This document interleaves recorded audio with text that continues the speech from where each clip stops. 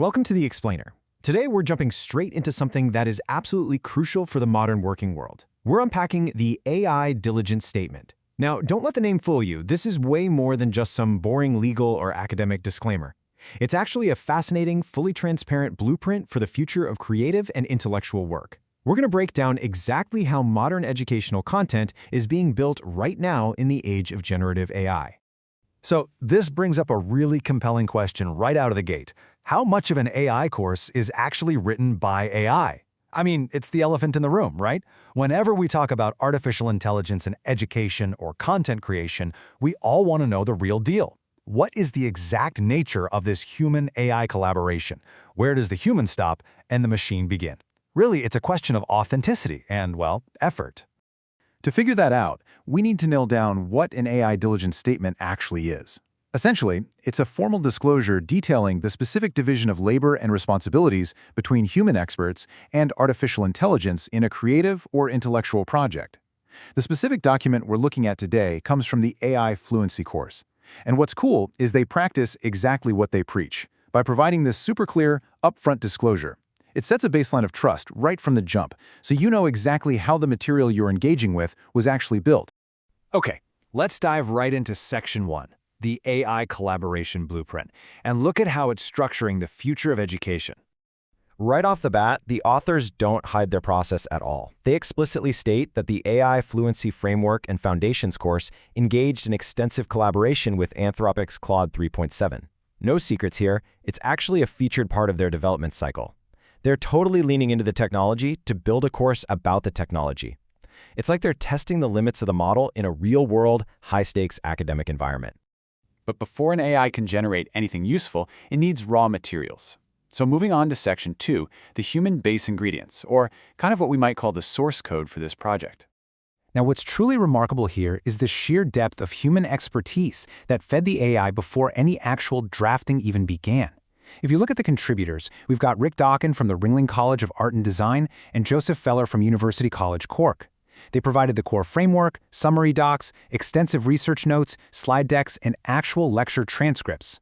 Then on the technical side, we have Maggie Vo and Drew Bent from Anthropic providing the practical and technical content. Guys, this is a massive foundation of highly credible domain authority. The AI isn't just pulling ideas out of thin air, it's digesting a lifetime of human expertise, research, and classroom experience. Without this incredibly rich human-generated base content, the AI would literally have nothing meaningful to structure. The quality of the human input directly dictates the quality of the AI's output. Which brings us to the core of our explainer with Section 3, the division of labor. Or, quite simply, who did what? This brilliantly illustrates the contrast between the two forces at work. Over on the left, we see Claude 3.7 handling the mechanical, structural heavy lifting. It's doing structural development, designing resources and exercises, drafting content, and even stepping in for critiquing, editing, and rewriting. But look at the right side. The human authors aren't just sitting back, sipping coffee, and hitting generate. No way. They're writing, designing, and editing right alongside the AI. And most importantly, they are providing the continual vision, the expertise, the critical judgment, the deep domain knowledge, and they are making all the final decisions. It's a true partnership, but one with really clear boundaries of authority. The AI is doing the time-consuming framing and drafting, but the humans?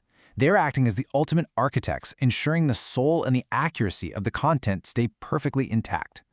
And this partnership relies on a seriously rigorous post-generation process. Step 1 is that initial AI generation and co-creation phase we just talked about, but it absolutely does not stop there. Step 2 requires thorough validation, editing, and curation by those human authors. They don't just blindly accept the AI's first draft as gospel. Finally, Step 3 ensures that the finished materials accurately reflect the human author's deep understanding and their specific pedagogical approach. This completely shatters any misconception that the AI simply did all the work unchecked. It really highlights that using AI in a professional setting isn't a shortcut to skip the work. Instead, it just shifts the nature of the work, from staring at a blank page to doing some intense editing, validation, and curation. So, the absolutely crucial point is this. While AI assistance was definitely instrumental in producing these materials, the human authors maintain total and absolute responsibility for the content. The AI is a powerful tool, sure. It's an untiring collaborator, but it is not the author of record. At the end of the day, the accountability remains entirely human. If there is an error, a bias, or a misstep in the curriculum, the humans own it. Period. Which brings us to our final section, Section 4, the spirit of transparency, and the core philosophy driving this entire document. You might be wondering, why go through the trouble of writing and publishing this diligence statement at all? Well, the document explicitly states that this disclosure is made in the spirit of transparency, which actually happens to be a core value advocated by the AI Fluency framework itself. The creators of this course are modeling the exact same behavior, honesty, and ethical standards that they're teaching to their students. They're essentially demystifying the black box of content creation, showing us that, hey, you can use cutting-edge tools proudly, just as long as you're completely transparent about your methods. They actually go on to explicitly state that they're doing this to, quote, acknowledge the evolving role of AI in educational content development and other creative and intellectual work. This makes the diligence statement so much more than just a syllabus add-on. It serves as a broader commentary on the rapidly changing landscape of literally all intellectual labor. They're acknowledging a fundamental shift in how work gets done. By putting this down in writing, they validate the use of AI as a legitimate, powerful tool while simultaneously setting a new standard for how we should talk about its use openly and honestly in the professional world. Which leads us to a final thought for you to chew on as we wrap up. As AI continues to evolve and integrate into every single facet of our lives, will diligence statements like this one become the new copyright page?